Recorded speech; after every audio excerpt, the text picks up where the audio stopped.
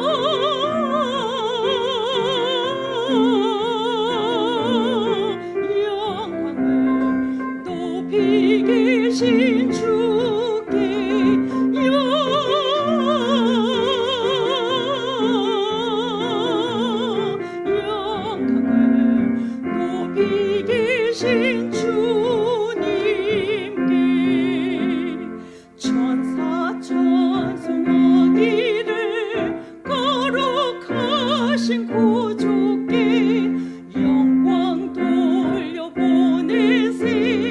구주를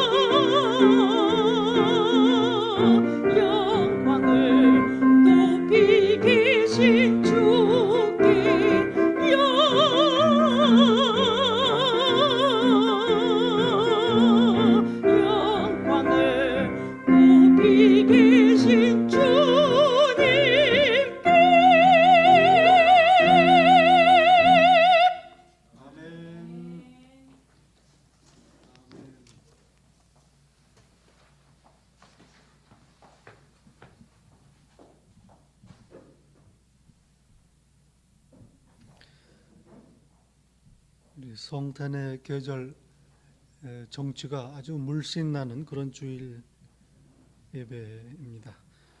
특별 찬양 참 감사를 드립니다. 눈만 안 올 뿐입니다.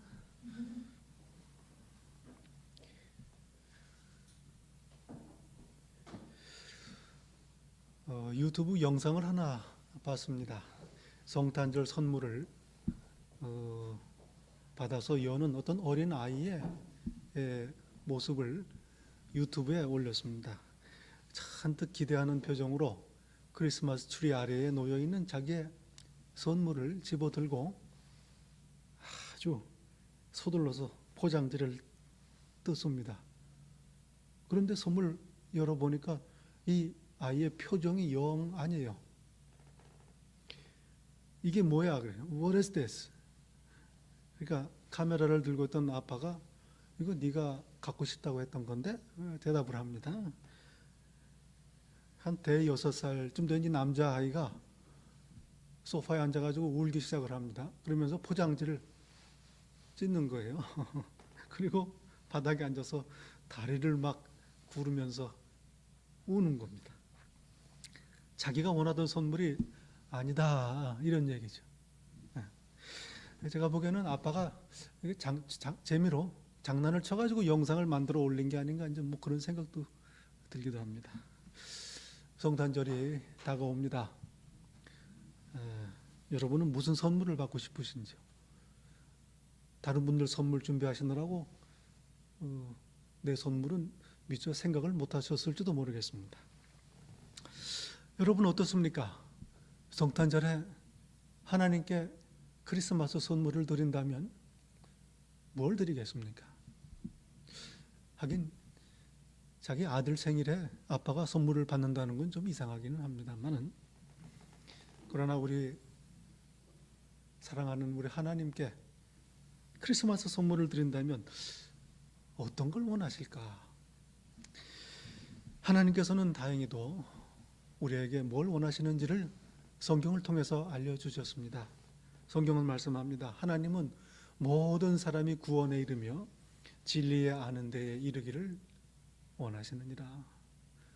죄를 용서받고 구원받고 예수 그리스도를 알기를 원하신다. 얼마나 간절한 소원이신지 모릅니다. 자기 독생자 외아들을 내어 주셨기까지 원하시는 소원입니다. 성경을 보면은 하나님께서 가장 기뻐하시는 게 죄인이 회개하고 돌아오는 거다. 이거를 알게 됩니다. 집을 나갔던 둘째 아들 돌아온 탕자를 보고 아버지가 기뻐 뜁니다. 송아지를 잡고 즐거운 잔치를 베풉니다. 손가락에 가락지를 끼워줍니다. 회개하고 돌아오는 죄인을 기뻐하시는 아버지의 하나님의 심정을 알게 되는 겁니다. 그런데요, 한번 생각해 봅니다. 자, 그 다음에는 뭡니까? 탕자가 돌아왔습니다. 잔치는 끝났습니다. 아버지의 기쁨도 끝난 걸까요? 이제 이 둘째 아들이 다시 아버지를 기쁘시게 하려면 어떻게 해야 되겠습니까? 또 집을 나가서 다시 돌아와야 되는 걸까요? 계속 아버지를 기쁘시게 하려면 가출을 반복해야 되는 겁니까? 그건 아니죠. 이제 돌아온 아들에게 아버지께서 원하는 게 뭘까? 돌아온 탕자는 이제 아버지를 어떻게 기쁘시게 할 수 있을까? 이거 중요한 질문 아니겠습니까? 앞으로 아버지의 집에서 살 날이 많기 때문입니다. 오늘 데살로니가전서 성경 본문은 바로 이 질문에 대한 답을 알려주십니다. 본문 18절에서 말씀합니다. 이것이 그리스도 예수 안에서 너희를 향하신 하나님의 뜻이니라.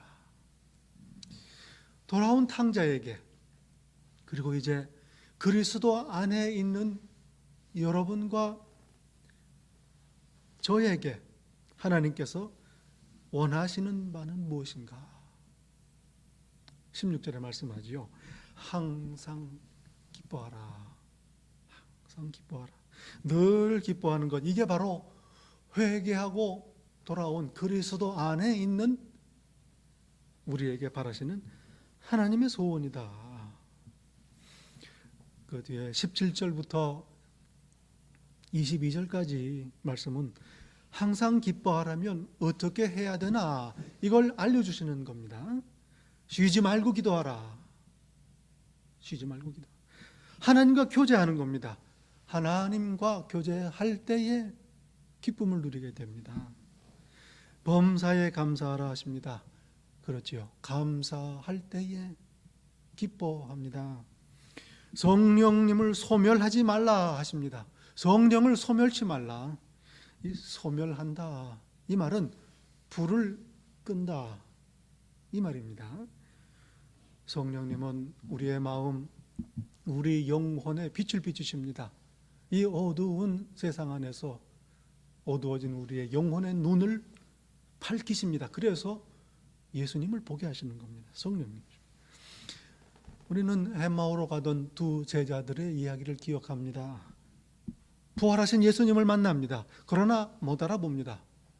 참 이상한 일이지요. 그리고 나중에 깨닫습니다. 서로 이렇게 얘기합니다. 길에서 우리에게 말씀하실 때에 우리의 마음이 뜨겁지 아니하더냐, 등불을 밝힌 것 같지 아니하더냐, 이 말입니다. 이 불이 좀 늦게 들어온 사람들이죠. 우리가 만난 분이 그리스도다, 이걸 보게 하시는 분 바로 성령님이시다. 성령님을 소멸치 말라. 성령님을 소멸한다는 말은 성령님께서 우리를 떠난다는 말씀입니다. 노아 시대에 홍수를 앞둔 이 세상을 향해서 하나님께서는 내 영이 사람들과 함께 있지 아니하리라 선언하시지요. 그들을 떠나시겠다, 그 말입니다. 홍수 심판과 멸망입니다. 범죄한 다윗은 죄를 깨닫고 회개하며 간절히 하나님 앞에 기도하며 구합니다. 성령님을 내게서 거두지 마옵소서. 성령님을 내게서 거두어 가지 마옵소서. 나를 하나님 앞에서 쫓아내지 마소서 간구합니다. 성령님이 떠나가시면, 하나님께서 성령님을 나로부터 거두어 가시면 마치 에덴에서 쫓겨난 아담과 하와와 같이 심판과 멸망입니다. 성경에 성령님을 근심케 한다, 이런 표현이 있습니다.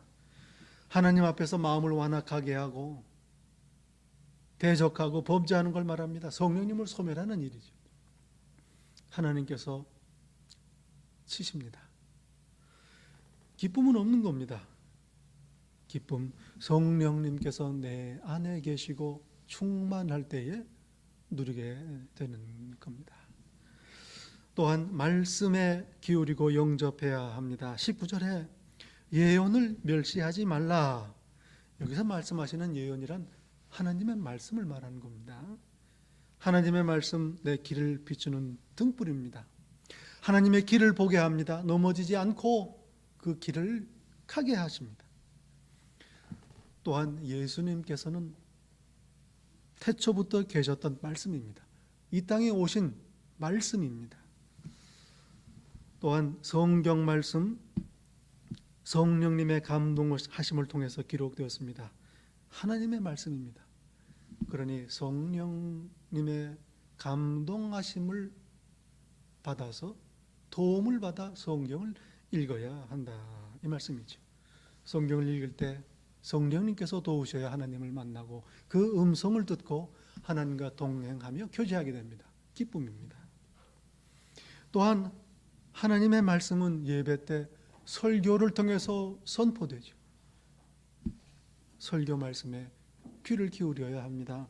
하나님의 말씀으로 받아야 할 것이요, 하나님의 음성을 들을 수 있어야 합니다.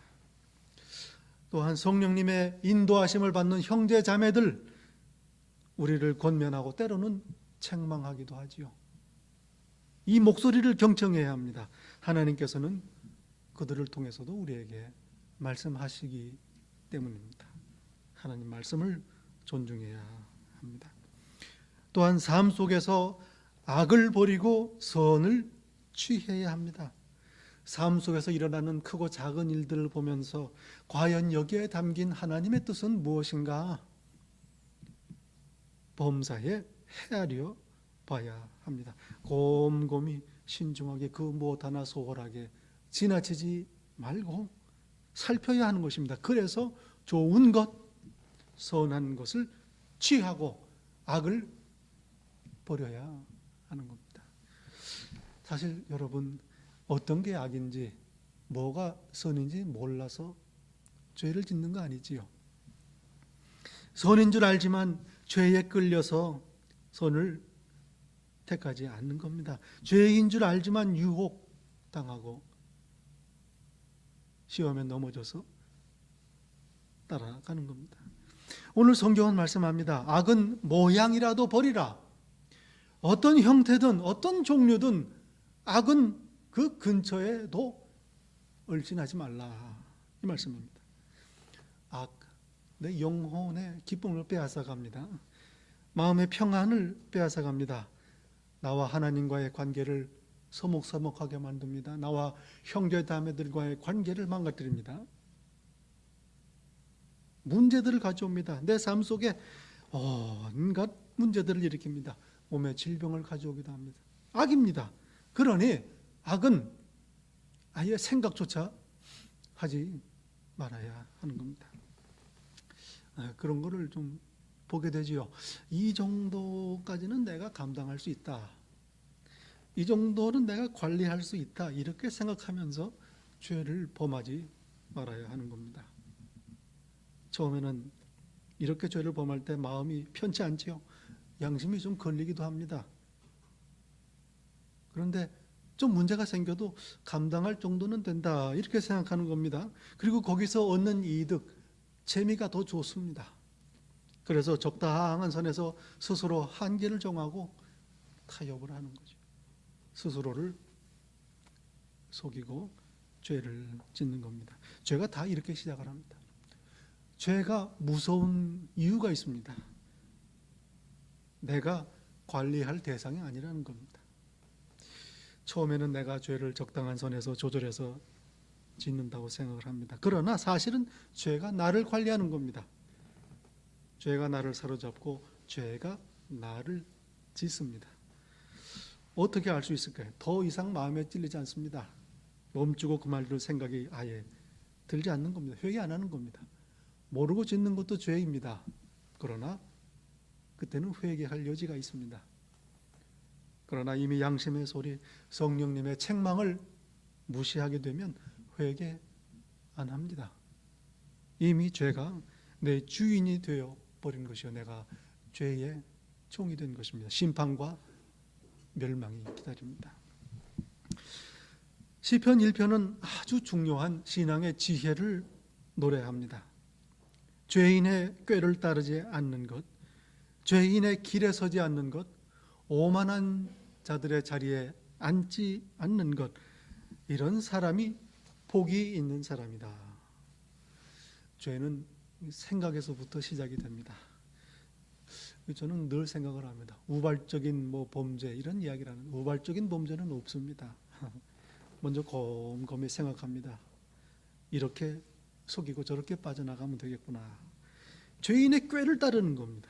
그 다음에 죄를 조금씩 짓기 시작하죠. 죄의 길에 발을 들여놓는 겁니다. 죄인의 길에 서는 겁니다. 그 다음부터는 아예 자리를 잡고 편안하게 죄를 짓습니다. 죄인의 자리에 앉는 겁니다. 이제 남은 건 무엇입니까? 바람에 날려 흩어지는 겨와 같이 망하는 일뿐입니다. 그래서 오늘 성경은 말씀합니다. 악은 그 모양이라도 버려라. 아예 근처에도 가까이 가지 말고 생각도 하지 말라. 기억해야 할 것입니다. 아담과 하와가 그래서 쫓겨났죠.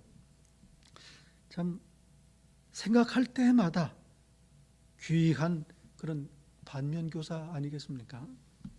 뱀이 살며시 다가와서 은근히 말을 건넵니다. 하나님이 진짜로 동산 모든 나무의 열매를 먹지 말라 하시더냐. 여러분, 이게 무슨 상황입니까? 이게 분위기가 이상하지 않습니까? 하나님께서 진짜로 그러셨던가? 그럼 뭐 하나님께서 장난으로 지나가는 말로 그런 얘기를 했다는 겁니까? 제 생각에는요, 뱀의 말을 따져보기도 전에 벌써 하와가 분명히 알았을 겁니다. 이건 뭔가 이상하다, 느낌이 안 좋다. 아마 남자 같으면 둘에서 몰랐을 수도 있습니다. 근데 여자니 이게 촉이 좋지 않습니까? 뭐 말 안 떠져봐도 다 감이 오는 거죠. 대부분의 죄가, 악이 그렇습니다. 그 자리를 그냥 피했어야 합니다. 아, 잠깐만, 좀 미안하지만 가봐야 됩니다. 실례합니다. 영어로 표현, excuse me, but I got to go. 그러고서 그냥 갔으면, 그렇게 요새처럼 옷을 벗어버리고 도망가 버렸으면 더 이상 이러쿵저러쿵 할 얘기도 없었을 테고 선악과를 먹지 않았을 게 아닌가. 범사를 헤아려 봐야 하는 겁니다. 항상 기쁨을 누리려면 늘 기도하고 범사에 감사해야죠.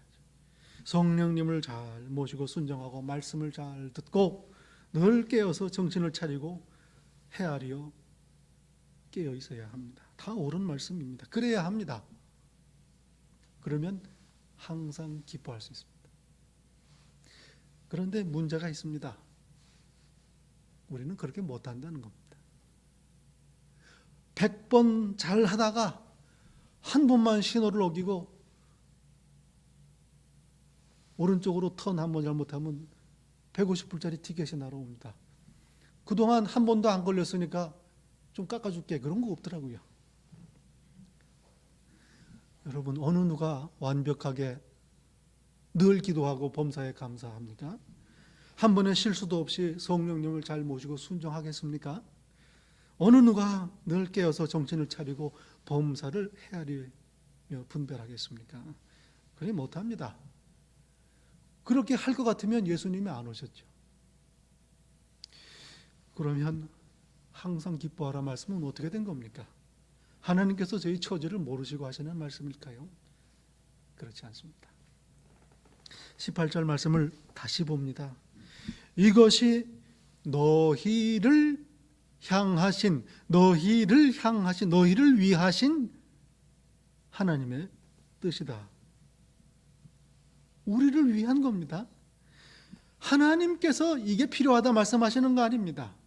하나님께서는 필요한 게 없으십니다. 하나님이십니다.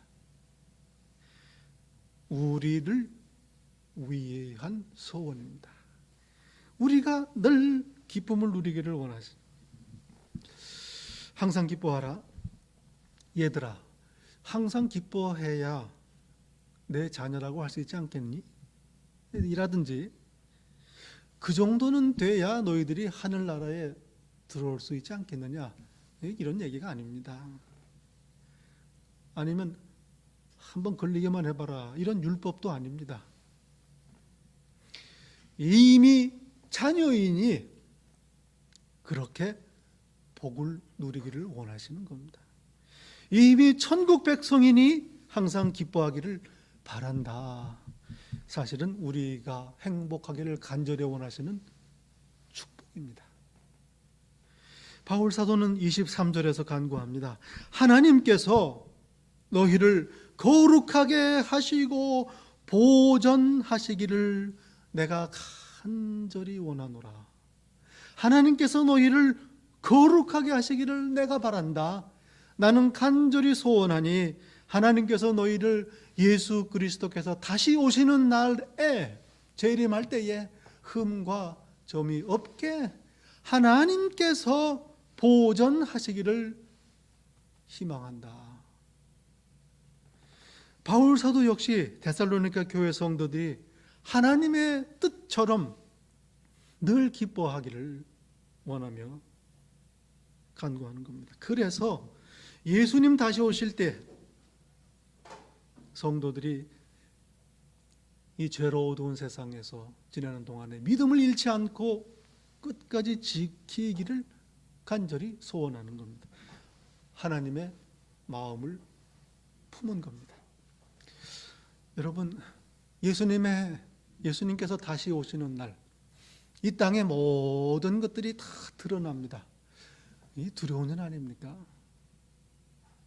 참 두려운 일입니다. 그래서 오늘을 경건하게 구별된 삶을 살아야 하는 겁니다. 그러나 잊지 말아야 합니다. 우리에게 달린 일이 아닙니다. 우리는 그렇게 할 능력이 없습니다. 비록 마음은 원이로되 육신이 약합니다. 바울 사도도 이걸 잘 알고 있습니다. 자기도 그러니까. 그래서 하나님께 간구하는 겁니다. 이들을 하나님께서 거룩하게 하셔야 되겠습니다. 마지막 날까지 하나님께서 이들을 붙드셔 흠이 없고 점이 없도록 하나님께서 보존하셔야 되겠습니다. 간구하는 거죠. 저희는 참 무력한 존재입니다. 이 고백입니다. 동시에 모든 게 하나님의 은혜요, 하나님의 도움이라는 고백입니다. 사실은 그렇지 않습니까? 애초에 하나님께서 택하셨습니다. 부르신 분도 하나님이시오. 마지막 날까지 그러니 책임지고 지키셔야 하는 이도 하나님이시다. 당연하지만 참으로 귀한 고백이 아닐 수 없습니다. 그래서 우리는 찬양합니다. 하나님은 신실하시도다. 우리를 부르신 하나님은 믿을 만한 분이시다. 의지하고 소망하고 기다릴 수 있는 분이시다. 찬송하는 겁니다. 24절. 그리고 또한 이 믿음과 소망을 고백합니다. 하나님께서 이루실 거다. 믿음의 고백입니다. 그가 또한 이루시리라. 소망의 고백입니다. 여러분, 저와 여러분 거룩하고 흠 없는 삶을 살려고 힘씁니다. 하나님의 은혜, 구원에 대한 응답입니다. 받은 사랑에 대한 감격과 감사입니다. 그래서 말씀에 기울이고 순종하고 말씀대로 살려고 충성되이 힘쓰는 거죠. 그러나 자유합니다. 행복합니다. 율법이 아니라 축복이기 때문에 그렇습니다. 하나님께서 하시기 때문, 하나님께서 이루시기 때문입니다. 아버지를 떠났던 탕자, 회개하고 돌아옴으로써 아버지를 기쁘게 했습니다. 이제 이 아들이 아버지를 계속 기쁘시게 하려면 어떻게 해야 합니까? 회개하고 예수님을 영접하고 아버지께로 돌아온 여러분과 제가 이제 남은 많은 날 동안 예수님 다시 오시는 날까지 하나님을 기쁘시게 하려면 어떻게 해야 할까요? 항상 기뻐하라. 항상 기뻐하는 이 하나님의 뜻을 행해야 되는 겁니까? 하나님께서 원하시는 바를 빠뜨리지 않고 이루어야 할까요?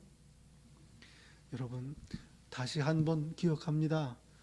항상 기뻐하라. 이건 우리를 위하신 하나님의 뜻입니다. 우리가 행복하기를 원하시는 하나님의 소원이요 축복입니다. 이게 무슨 말입니까? 하나님께서는 이미 우리를 기뻐하고 계신다, 그 말입니다. 늘 잔치입니다. 우리가 할 거 없습니다.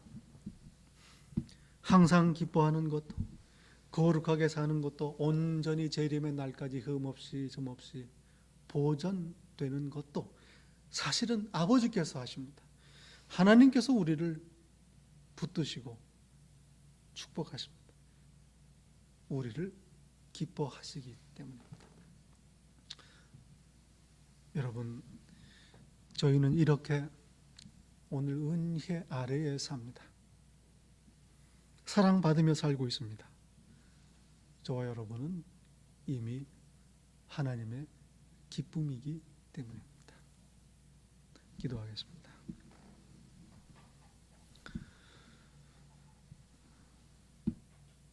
만 입이 있어도 어찌 다 찬양하겠나이까. 죄와 사망에서 저희를 건지신 하나님의 그 크신 은혜에 참으로 감사를 드립니다. 더욱이 이제 예수님 다시 오실 때까지 저희를 거룩하게 하시며 저희를 보존하시는 그 은혜와 그 능력을 찬양합니다. 오늘을 항상 기뻐하며 살게 하시고 원하시니 참으로 고맙습니다. 저희를 지금 이대로 기뻐하시니 참으로 감사합니다.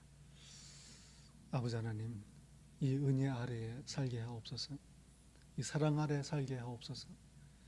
나를 기뻐하시는 하나님으로 인하여 항상 기뻐하며 살게 하옵소서. 예수님 이름으로 기도하옵나이다. 아멘.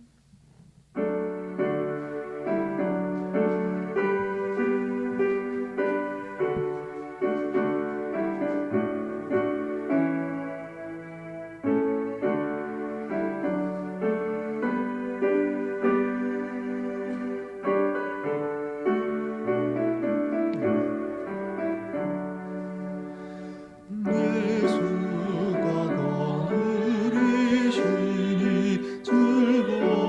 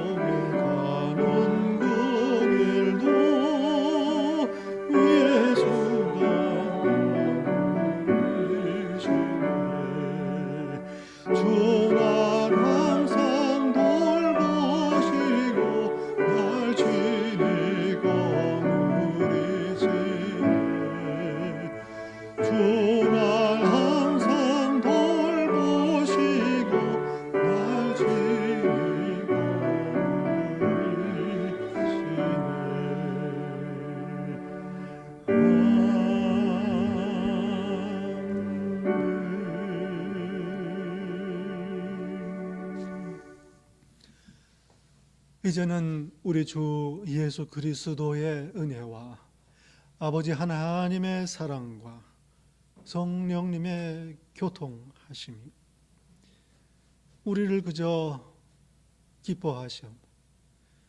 그리하여 우리도 이 땅을 사는 동안 항상 기뻐하며 살기를 원하시고 축복하시는 그 사랑을 깨닫고 거룩하고 흠이 없고 온전히 다시 오시는 그날까지 하나님 앞에 살기로 그렇게 다짐하고 소원하는 이 자리에 머리 숙인 당신의 자녀 한 사람 한 사람 위에 우리 주님 다시 오시는 그날까지 항상 함께 있을지다. 아멘.